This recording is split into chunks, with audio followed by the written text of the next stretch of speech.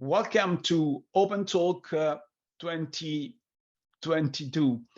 My name is Emanuele Quintarelli. I'm a partner at Boundaryless, an international company that, in collaboration with Higher and Higher Research Model, helps firms to explore the future of organizing.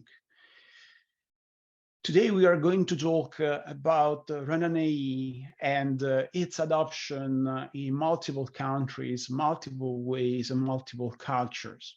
You know, the RenDanHeYi is today the cornerstone of the innovative business and organizational practices in Higher. And in the last few years, the interest in it simply skyrocketed. We are counting more than 400,000 executives and leaders currently learning and taking inspiration from the RenDanHeYi to make their organizations more entrepreneurial, innovative, agile, customer-centric, lean, participative. And still, the main question everybody is asking is, can the RenDanHeYi be made to work in the same powerful way in other companies, in other industries, in other countries, in other continents, actually? Well, today we'll have the answer. Today, we have the unique chance of comparing notes among both large and small organizations from Europe and Asia, from regulated and non-regulated markets. So we are honored and pleased to explore the heart of the RenDanHeYi with Arianna Cataldo, Head of Organizational Innovation, Benchmark and Strategic Initiatives at Intesa Sanpaolo, Andreas Holmer, CEO at MAQE, and Fabrizio Martire, co-CEO and co-founder at Gummy's Industries. Welcome. Thank you so much for being with us. So let's get started. As an icebreaker, I would ask to each one of you if you could tell us a bit more about your company, your role in it, and also what in the RenDanHeYi really attracted your interest. So let's start from Arianna and then Andreas. Okay, thank you, Emanuele, and hi to everybody. It's an honor for me just to be here to share with you what we are doing at Intesa Sanpaolo in our study phase of RenDanHeYi model. My name is Arianna Cataldo. I'm the Head of Organizational Innovation, Benchmark and Strategic Initiatives at Intesa Sanpaolo. That is a leading bank in Italy and Europe. We have more or less over than 3,700 branches and more or less 13.5 million customers and almost 10,000 employees all around the world. We have an international presence in 25 countries with subsidiaries, branches, hubs, and rep office. And as a financial institutions, we are a regulated subject. So just to give you in a nutshell an idea of our complexity, but then of course we will go through this topic. Just to tell you what attracted us a lot in RenDanHeYi, of course we were very impressed by, in particular, 3 dimensions. The first one is people engagement. So the capability of this model to involve people and keep them committed and aligned with companies' objectives. We know that people engagement is an issue that all employers should be interested in. But in this particular historical moment of great transformation, accelerated by the speed of technology, where variability and discontinuity, including geopolitical ones, are a constant, after having faced, maybe not completely, a pandemic that has changed our habits and our way of working, for us it's of fundamental importance to recover the motivation and creativity of people within the company. So in RenDanHeYi model, the organization becomes an enabling factor to allow people express their potential. And so doing, they work with high motivation and have the ability to directly affect the company's results. So this is, of course, the first dimension. The second aspect that attracted us is maybe related to the first one and to the fact to have a high level of motivation, and it's related to the entrepreneurship.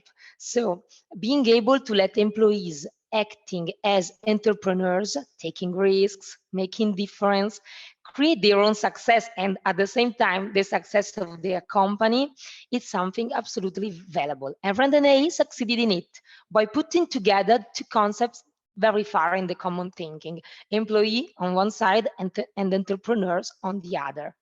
The third dimension that attracted us a lot and surprised us is that this model it's inspired by market logic.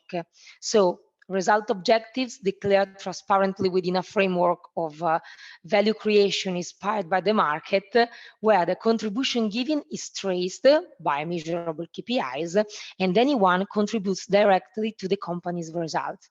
So this is just to sum up to you what impressed us a lot, and these are the reason why we approached this model. Thank you so much, Arianna. So the first example is from a big regulated company. What about the second one, Andreas? Where are you based? What's MAQE doing? What's your role, and why is the RenDanHeYi interesting to you guys? Yeah, so thank you, Emanuele. Great to be here, first of all. So I'm Andreas, originally from Sweden, but found my way to Thailand by way of Ireland and the US for many years. What I say in terms of imagining what MAQE is, the company that I run, imagine the complete opposite to everything that Arianna just said. Like, we're very small, we're not regulated, professional services firm, actually more similar to Fabrizio, I think. So MAQE is a technology company. We're about 90-ish people now, and we primarily build commerce platforms for third-party clients. So that's kind of what we do. So design, engineering, QA, product strategy, etc., etc. What attracted us to RenDanHeYi initially was the fact that we have had for a long time a very strong focus on fulfillment within the company.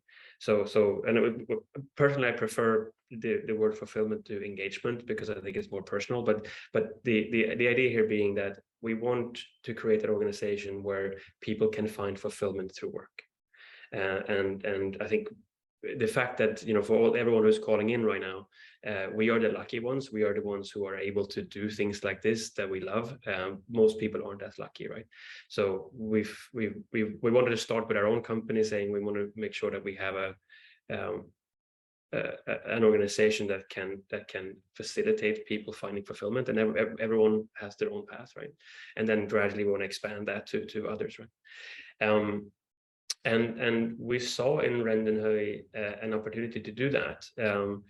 On the one hand, bringing in the people aspect that you find in a lot of other organizational models like sociocracy or holocracy or TO or whatever.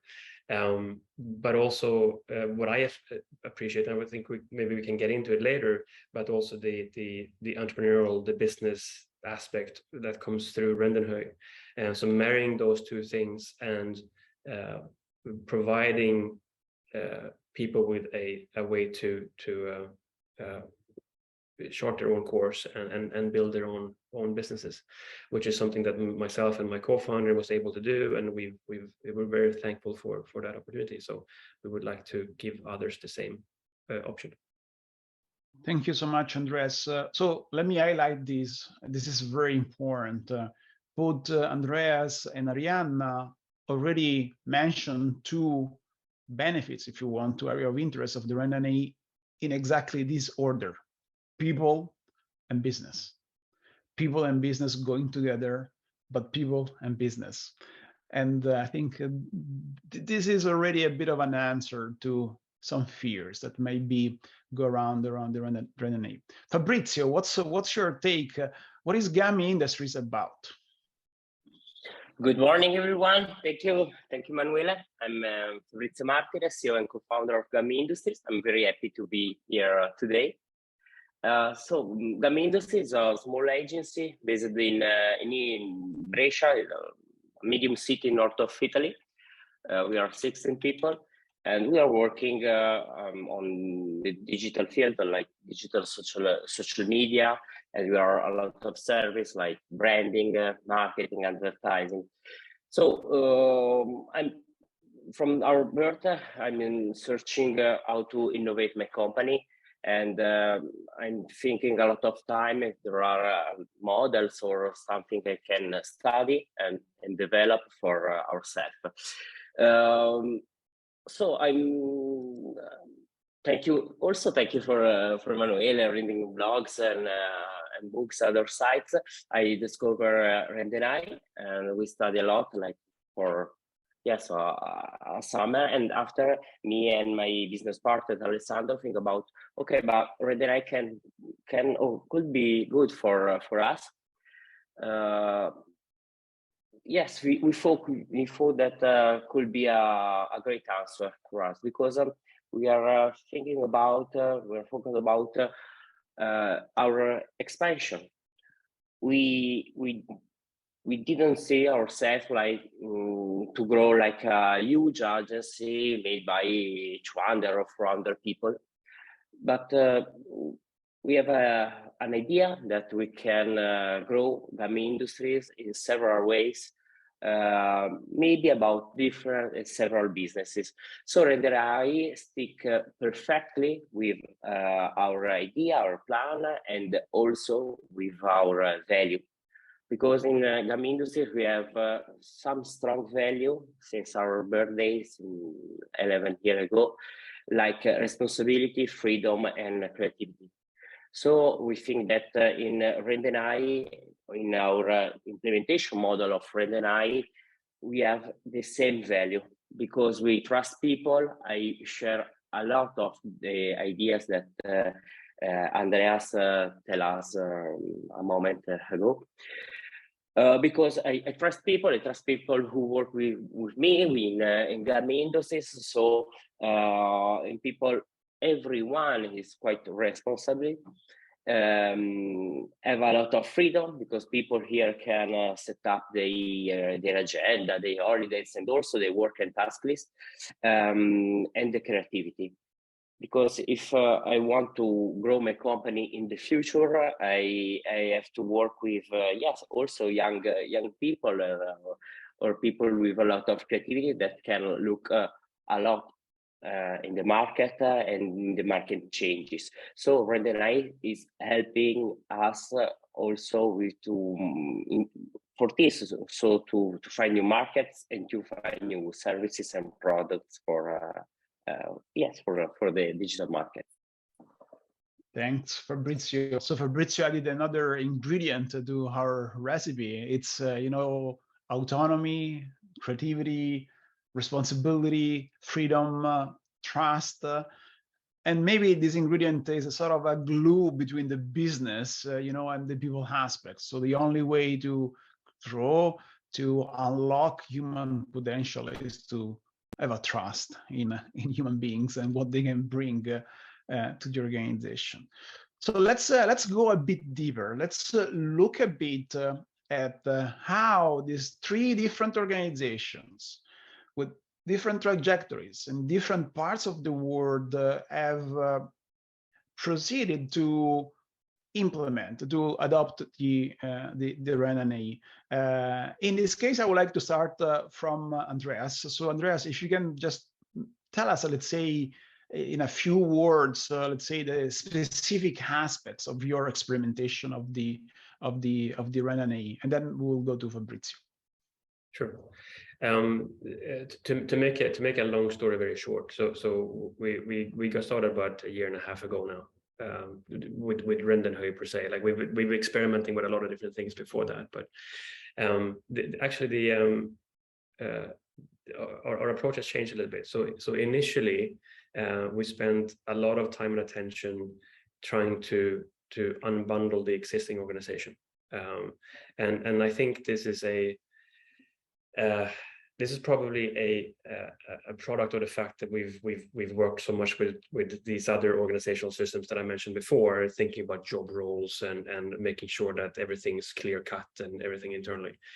And then we went through a RenDanHeYi certification process that sort of highlighted something that maybe we knew, but we had not really taken to heart. And it was the fact that as a company, we were still very much focused on ourselves and not on our customers. And so that sort of certification process served as an impetus for us to change our focus and say, okay, well, we have the existing organization and we know it needs to change over time, but really what we're focusing on right now is to launching new MEs that are in higher terminology experienced MEs that are serving customers directly. And like Fabrizio was saying, talking about innovation, opening up new products and services, new markets, that's our focus right now. So working with the makers that we have here, helping them set up and launch new services or product offerings, and then putting most of our attention there with the assumption that the rest of our organization will follow over time and unbundle and decentralize, etc. So that way we've probably made more progress in using this methodology now in the last 3 to 6 months that we had in the previous year. So you know, everyone's different, but that's our story for now. Thank you, Andreas. I think there is one peculiar aspect in your story that you have shared in different pieces online and venues, and is that this ability of gradually empowering your colleagues to have resources, freedom that are still validated by the market, right? Can you tell us a bit more about that? Sure. Well, also, so we are, and I think Hire has something similar, but we do work with a fair number of venture builders or startup studios in terms of being in the industry, and so we've basically taken a clue from those guys and said, okay, you know, when we go about launching a new product and service, how do we want to go about doing it? And so currently we have a 4-step process that we encourage makers to partake in. And step 1 being incubation, we help them define their product or service offering and get it to the point where they're ready to meet the customer. And once they are ready to quote unquote meet the customer, we take them off billable work and we give them a bit of budget and a timeline to go out and validate their requirement. And again, it's not us validating, it's the customer validating, and that's important. And then it goes through a couple of additional stages like that. So right now we have one ME that is actually already up and running, servicing customers, and we have many more in the incubation stage, starting to talk to customers now. But I'm fond of the saying that we're changing the wheels of the car as we're driving. So like there's a lot of things happening at the same time, and we're sort of figuring out things out. And every new ME owner that comes in has a different take, and we're like, oh, that's true. So we tweak a little bit, and then we relaunch and etc. So it's very much learning by doing. But the trick here being making sure that this is open to anyone, and giving anyone the opportunity to work on their idea, and then actually making sure that the market is the judge, not some CEO sitting there saying your idea is bad because I don't like it. I'm probably the worst person to judge some of these ideas, right? Better than to have the market do it.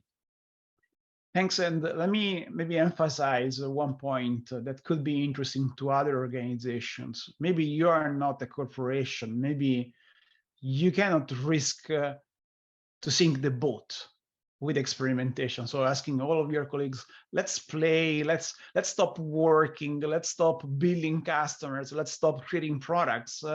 You need to protect your business continuity. What Andreas is saying is that you can reach totally new organizational models, such as the RenDanHeYi, gradually. So you can increase the amount of space people will get at the same time that you get validation about those ideas, those products, those experiences, because the market is validating them. So it's not, you know, a single step in which you're risking everything. It's a series of steps in which you can put more resources as you get more results from the market. And this means that everybody can, of course, can do it without risking too much. Thank you, Andreas. Fabrizio, what happened in Gummy Industries? Can the RenDanHeYi work in an Italian style? Yes. So the first thing for us was to talk everybody, everybody in Gummy Industries at every step and say, okay, we want to change our organization. For us was the first stage in our history about our structure and our organization and our processes. We thought that was quite difficult, to all our creative people, creative minds about RenDanHeYi, about structure, processes. So we focus on the first step for us was to find the correct communication model for our team. So we say, okay, from starting for today, we slice our company in seven different micro enterprises in the RenDanHeYi model, but we are Italian, so we call it our micro enterprise. That was our restaurant. So we don't have team, we don't have eat off, but we have restaurant and chef, because we are seeking people who want to open a new restaurant, make his or her recipe, and find a new menu. Okay, the new menu, the new recipes, the new dishes are our new products. So with this funny communication layer, it was for us very easy to make people understand our model. We say to them, yes, we are quite like a street in Rome full of restaurants. Everyone have a different menu. We are starting from the same market, but after 1 year or 2 years, you can develop a new menu with new dish or services. And yes, we are now in this second phase, because we started like 2 years. Yes, 2 years ago. We implemented 1 year ago. As I said, we have now 7 micro enterprises or restaurant, and 6 of them work for the external market, and in our model, just 1, the fresh market, is the micro enterprise that offer only service and product like administration, sales, and marketing, research and development to the other restaurant. So starting from the first year, as I said, our micro enterprises, our restaurant, had to develop our, yes, you can say classic project, classic communication project. But now during this second phase of the year, they are seeking and finding new customer for the new services that they working on during this year. So now we are happy, because about economics and profit, we are really okay. We are happy. As Andreas said before, we can't open a startup incubator, okay, because we don't have time and money to have startups and free startups that don't make business, but we have to do business now. We have to pay bills, we have to pay people, so we have to make a company, really companies or really micro enterprise that can pay itself, start from scratch, start from the beginning. So also RenDanHeYi help us about that. Yes, in the second phase now, these startups led by Chef, and they also have a brigade, are as I said, trying to find new service. Someone asked in the question about what about creativity. We have two kind of creativity in the Gummy industries. Creativity about finding great ideas for our communication campaign, but it's okay, it's our core business. But creativity now it's also to make new businesses and to make new products. So for me, take one of our designer, and during this year we have trained all the chef, all the leader in the micro enterprise, because we take a designer and we train her to become like an entrepreneur. So she have to study business plan and cash flow and other economic stuff.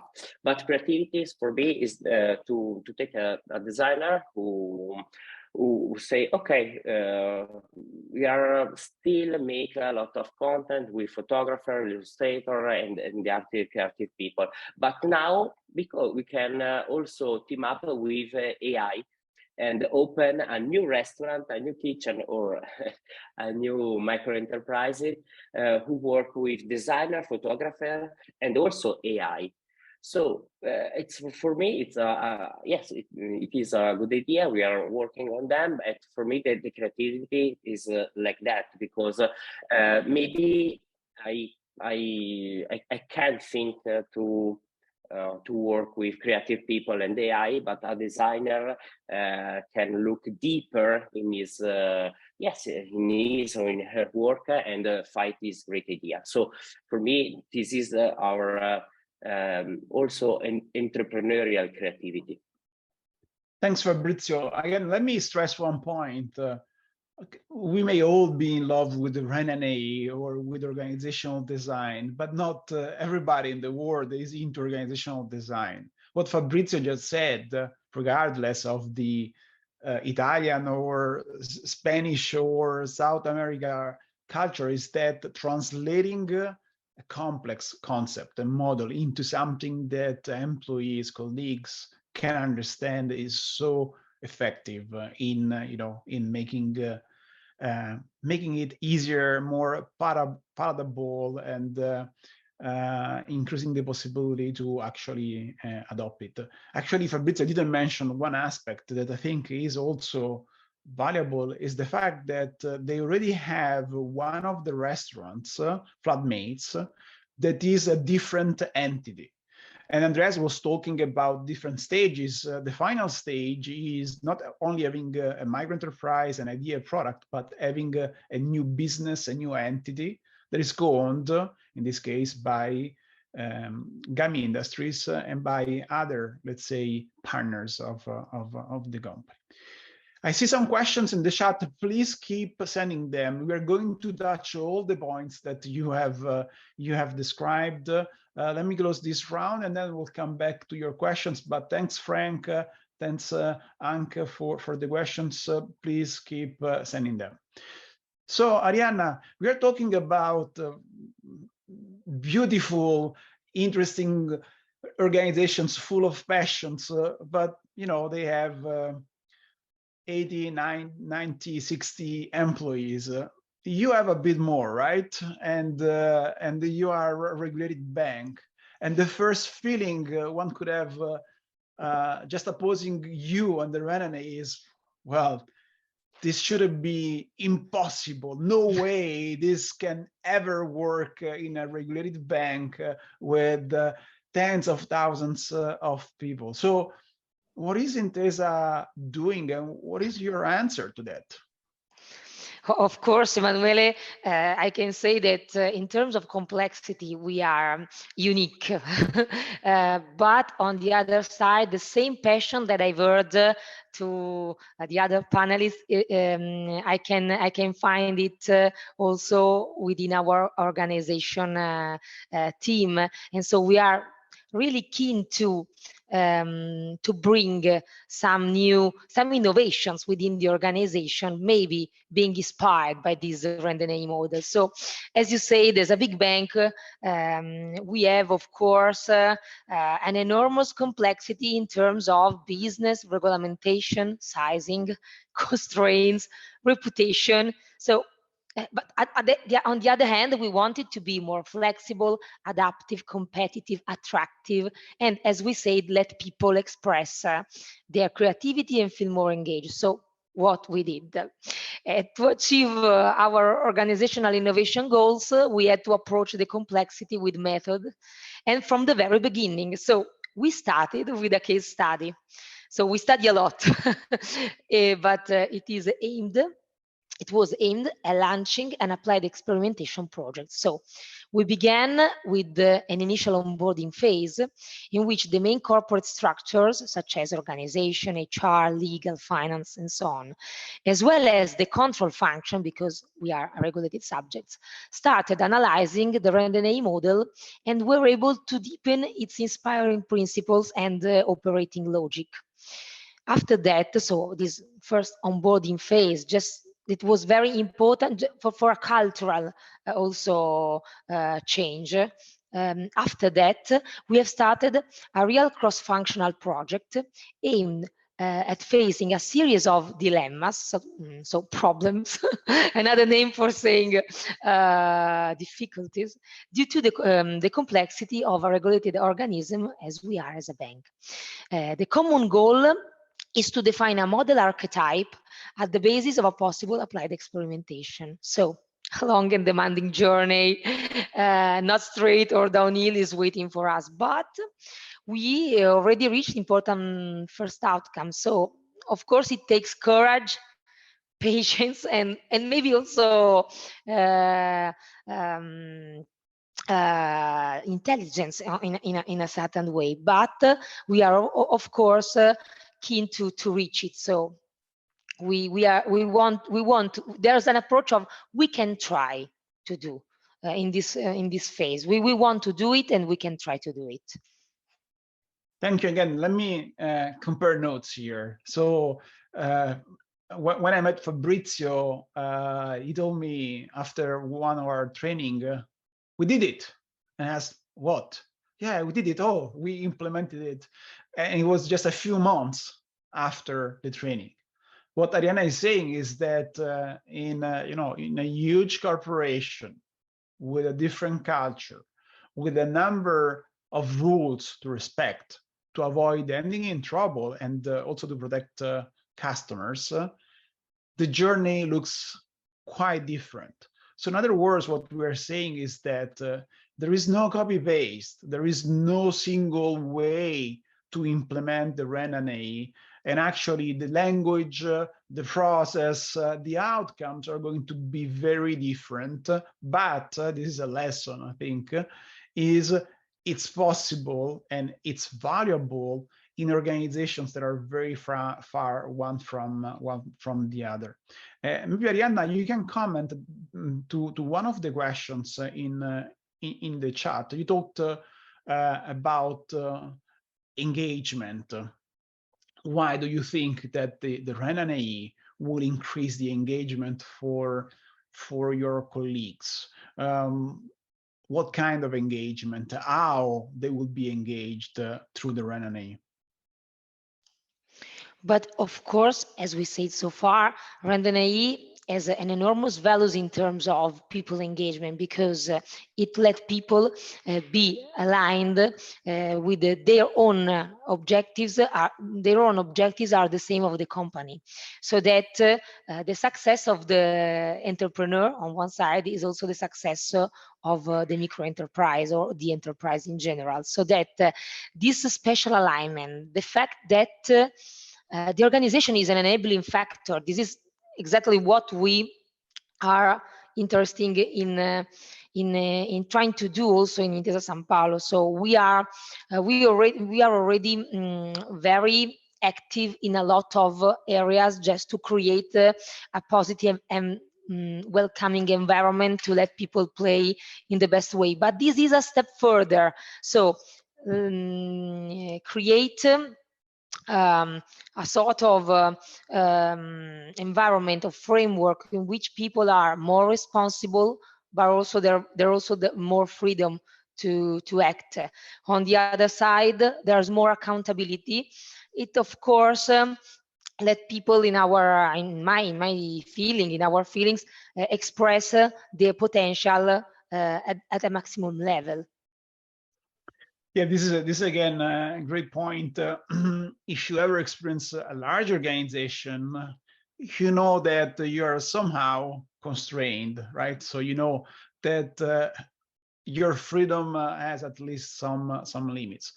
What Arianna is saying is we are unlocking people's potential really in a space that usually has many more rules. And maybe we'll come back to that.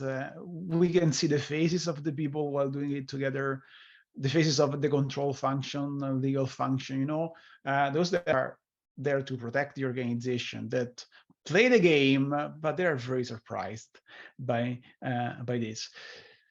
Thank you, Arianna. So one question that, of course, always come up, Frank is asking it, it's, okay, that's really nice, but what about the results? So, okay, is this really providing benefits, success to our own organizations? Can you point us, let's say, to any number or any outcome in your journey? Maybe let's start with Fabrizio here. You were already mentioning it, and I know that you have started measuring. Yes, we are, as I said before, we are happy about profits and economic results. All our, as I said, kitchen micro enterprises are great companies, small companies, obviously, but during the alpha in June, okay, we reach our economic results. So we are happy about that. It's not that easy because when we change our organization, when we implement RenDanHeYi, we have to tell all of our clients, hey, we are changing something, are changing in Gummy industries. But for you customer, for your clients, you will be you do not have any impact. Okay, for you clients, you will have only a team, because in the past sometimes we have to change a team or project manager or a professional like a social media manager from team to team, from clients to clients. Today, every team work on just client. So economic results for us are okay, but are not the most important results for us, because we are in a growing market, and we are very, very lucky for that. So every year in Gummy industries, quite now is a good year. But for me, the great results, as I said, are see a brighter future, see new products or in our pipeline. Because yes, 10 years ago I was the guy who opened blogs and start with content on social media and study Web 2.0. Today, yes, I open a new social media like TikTok or others, but I'm getting old. It's starting for me to be quite difficult, okay, to find new friends, to find new social media. So the real results for me, as I said, is to have people that is finding new products and service that is every time and every day with our customer and our clients, and keeping asking them, do you want to try new things? Do you want to try, as I said, an AI image? So now we have, yes, 7 kitchen, 6 of them are working outside the market, and 6 of them are finding and research and develop new products. So this is for me the most important results. Also, I don't focus on that, but also have people happy. Maybe is more important than new products and profits, because today we had a problem that was okay, people everyone is getting old in also in Gummy, and but I don't have a lot of we can be 60 managers, okay? So we have some problem to make the people journey in Gummy industries. So today with the RDHY micro enterprises, people can grow in several ways. Someone can grow to become designer, senior designer, or art director. But other people can choose to grow like, I don't know, social media manager, and maybe after to open a kitchen and became an entrepreneur. So also this, and so people, I think today people it's quite happy or happy because can choose if they still if they want to work on the field or their interest, or try an entrepreneurial career where risks are our. But after, as Emanuele said, in the example of our influencer marketing agency Flatmates, when micro enterprises run really well, we build up a new company that open outside Gummy industries, but also in the our ecosystem of micro enterprises. Thanks, Andreas. How do you measure success?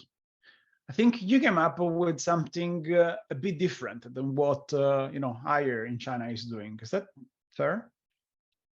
Yeah. I guess we can tackle this in a couple of different ways, right? So I think what you're referring to is what we call the trifecta that we've had for actually quite a long time. So we have these 3 values: employee fulfillment, customer satisfaction, and company profitability. And we say that success for the company means maximizing all 3 KPIs at the same time. Saying that we can't just do one of them on at the cost of the other, because that is not success. So we would like to make money, but not at the expense of anything else, right? So if we look at as a company as a whole, has RenDanHeYi been a success? Honestly, kind of hard for me to tell. Like we're doing quite well on all those three KPIs. The company is growing. We are profitable. How much of that is due to the RenDanHeYi implementation that started 1.5 years ago? How much is it because we've been in business for 10 years? It's hard for me to tell. The ME that we have up and running already is able to cover its own costs, so that's a good thing. But really, I think to be honest, I think for us, whether or not RenDanHeYi will be a financial success for us still remains to be seen. But I would say that there's another success factor. And this, I think this goes for all of us, Arianna and Fabrizio alike. It's difficult to find talent these days. And in order, just like when you bring a value proposition to market, you have to stand for something. You have to be, you have to stand out from the competition. You have to be differentiated. You have to have a USP, etc., etc. The same goes for attracting talent, right? There are a number of technical consulting firms in this part of the world that are very good and that I compete with, but having conversations with potential new joiners about these types of ideas. The people that get it, right away MAQE stands out as a very different organization, and some people really like that. Some people maybe don't, and that's fine. It's not for everyone, right?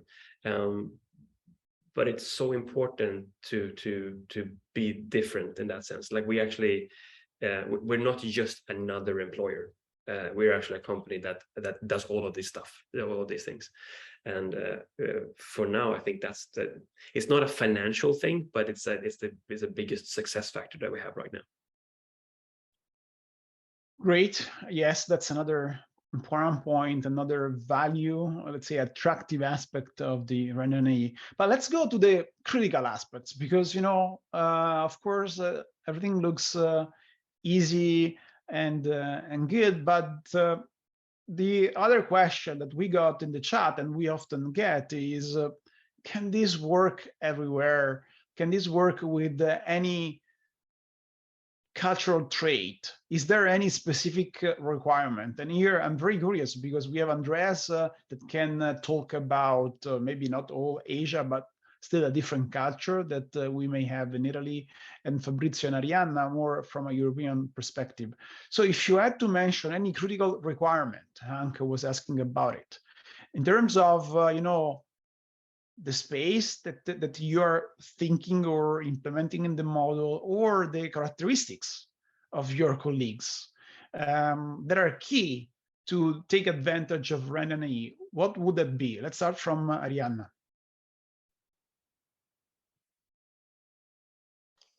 Of course, we have a lot of barriers, as we said. So starting from the complexity in terms of business sizing, but also there was a cultural barriers, because we are studying a model in which the dynamic is changing a lot, the way of acting today. So of course, the fact of being a regulated subject and the cultural distance from the present situation are, for us, the greatest barriers. But as we said, we are aware that rethinking organization, experimenting with the new organizational models, it's not an easy or a straightforward path. So we know that even if at the moment actually the bank is going very well, we are a leading bank, and so maybe there is also a reputational issue that we need to afford and we need to take care of. But on the other side, we are seeing that the world is changing. So to be more flexible, adaptive, attractive, of course we need to we can afford the luxury of studying and experimenting, and this is the reason why we approached RenDanHeYi. So just to answer your question, Emanuele, there are a lot of barriers, but we can think it can work, of course. Okay, and do you think that as a follow-up to that, Arianna,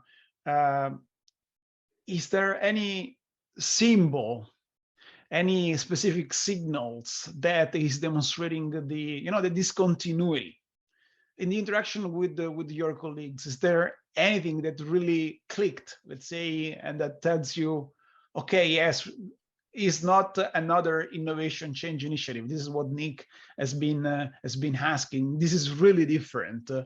I can imagine, the conversation with some colleagues. What is happening? What kind of feedback are you getting from them? What I can tell you is that we are sure and aware that in Intesa Sanpaolo we have enormous potential in terms of human resources. So we are aimed at free this high potential spread within the organization. So what I tell to all the people involved in this case study and then this cross-functional project is, it's very hard, but it's worth it, because so doing we will let people really express their talent. So This is what motivated us.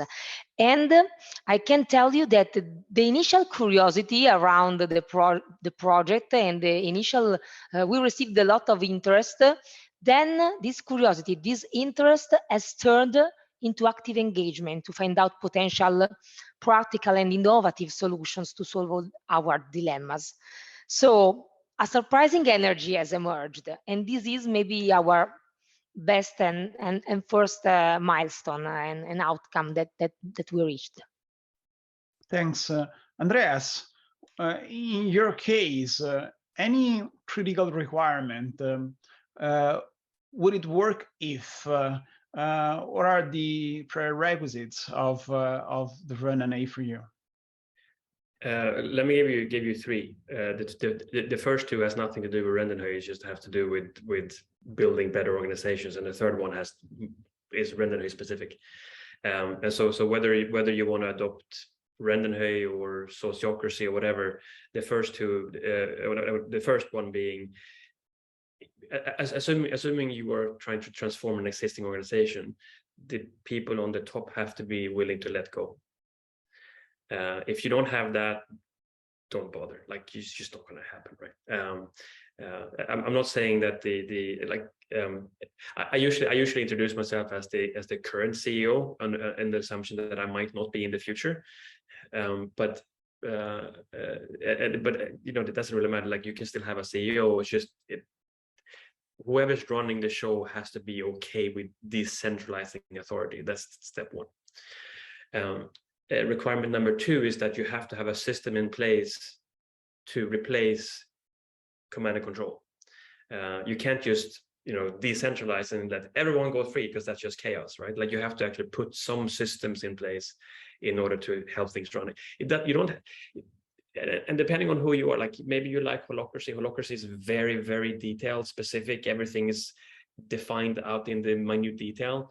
RenDanHeYi is not, shall we say. RenDanHeYi is very open and flexible, and so you find the operating model that works for you, but you need something, right? And the third one, I think, for RenDanHeYi, the specific, is this: you need to have a roster of entrepreneurs within the organization that are willing to try. But before you stop me and say, well, we don't have entrepreneurs in our organization, to that I say, well, that's because people don't know they're allowed to. Maybe if you let go and if you put the systems in place, you can show them that this is an opportunity. Because you have to remember, like I said, like most of us on this call now, we are the lucky ones. We are the ones that are able to do these things. Most people don't have that opportunity. They never even dreamt about the possibility of starting their own business or running their own show or making their own decisions. But we know from organizational, change management, etc., organizational change takes a lot of time. You have to lead by example. Put the system in place, show it how it's working, and then gradually people will come around. And I do believe we all can be quote unquote entrepreneurs in the higher sense of the word. So that would be my third one. Thanks. Everybody can be an entrepreneurs. Former chairman John Grimini would say everybody can be is or around CEO. That's let's say that's the belief. But we have also seen, maybe to complement that example, Zappos is one in which being an entrepreneur is important, but also being a team member is important. So yes, you need that entrepreneurial energy, but that's not the only role that is, let's say, admitted in the organization. Fabrizio, what did your colleague tell you when you went to them and saying, okay, we are going to transform into kitchens, restaurants, chefs, brigades? Did they think you were crazy or something else? The first time I told them, okay, we want to change, we open a restaurant, we are seeking for chef, new menu. Maybe I think that the first answer was quite clear because they say what, and maybe not everyone understand well in the first time the impact of this new model in their careers and in Gummy. But after, yes, I think 3 months, okay, of brainstorming all together, we found we open yes, we wrote an open call asking people who have ideas, who want to become a chef or open micro enterprises, and yes, 9 people have some proposal for us, and we select 6. We choose 6 people, 7 people to open this kitchen. So fear in the first phase, maybe fear about okay, I don't understand every process, but this fear changed, and yes, I think became maybe also, yes, happiness to know that my every single agenda don't change too much. So designer have to design, web developers have to write code, but so the daily agenda don't change too much. What is changed, yes, I think is the relationship between people, because now every kitchen is like a real brigade. If you know our restaurant work, our brigade work, they team up really well. Okay, so I think yes, the friendship and the relationship between people in the same team are now stronger. They know today better the decision of the single kitchen, of the single micro enterprises, because we have also the hierarchy of Gummy Industries is lowered down, because today you have to, when they have to choose something, they have to discuss this problem in 6, 7, 8 people. Our kitchen are made by 6, 7, 8 people. Yeah, so it's fear, but I think became happiness, and now I think it's becoming something different, because after, yes, 1 year of implementation, after 2 years of studying this, people say, okay, now I understand all the rules, all the new processes. I saw other people like my old colleagues to become chef, to lead a restaurant, and now it's my turn. Now I have ideas, and then they know that they can develop their ideas, make a presentation, finding numbers, finding service, came to the fresh market, one of our micro enterprising, and asking, okay, I have an idea, can I open a kitchen? So I think it's everything is better now, because people are still working in the same way that they do before, but now they have also, yes, an idea or another way to explore Gummy Industries and to explore market, and also to grow up their career. Thanks. So basically what you are saying is that it's possible most employees want to be entrepreneurs at some level. Okay, we are really at the end, unfortunately, of this very interesting session, and we still have some questions. We try to address many of them. Let's close with one final round with just one feedback from each one of you. So thinking about the other organizations that are just at the beginning of this journey, what would be your top recommendation, a first step, a mistake, something that you learn on your skin, let's say, while doing it, that you think could be helpful to others? Arianna, Fabrizio, and then Andreas. Arianna. Okay, just dealing with new organizational model, we discovered, but we already knew it, that it's not an easy or straightforward path. So to do something like this, you need to work gradually. You need to take your time to explore a lot, to be curious and to have an open mindset. What we learned due to our complexity is that for us was fundamental to bring key skills around the table with cross-functional working groups, because the complexity we have is not easy to solve only by one competence or only by one department. We have to work together. And then, of course, due to complexity, due to the difficulties we have to face, it's also important to identify a sponsor within the organization, helping you addressing the challenges and helping you creating consensus. So I think that if top management is visionary, is involved in this kind of approach, understand and share the needs underlying, maybe the transformation path could be easier. Thanks. Fabrizio, again, just one golden nugget. Okay, I give you 3. So trust people, number 1. I steal from Arianna, work gradually, totally correct for me. And the 3, for me, it's training people to manage a company. Yeah, it's also very, very important. Thanks. Andreas. Based on the quote unquote mistake that we did initially, I would say focus on generating value for customers right away, as opposed to focus internally. So the idea with RenDanHeYi is that you want to go from an inside out focused organization to an outside in organization. So you know, operate based on customer demand. We didn't do that internally initially.